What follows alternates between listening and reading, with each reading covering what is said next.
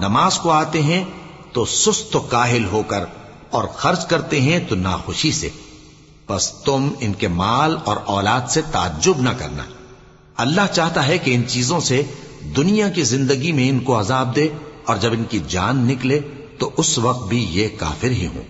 और अल्लाह की कसमें खाते हैं कि वो तुम्ही में से हैं, हालांकि वो तुम में से नहीं है। असल ये है कि वो डरपोक लोग हैं।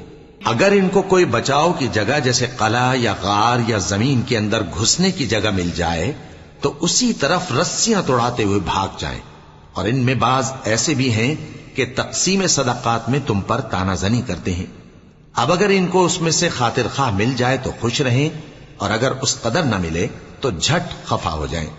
और अगर वो उस पर खुश रहते जो अल्लाह और उसके रसूल ने उनको दिया था, और कहते कि हमें अल्लाह काफी है और अल्लाह अपने फजल से और उसके पैगंबर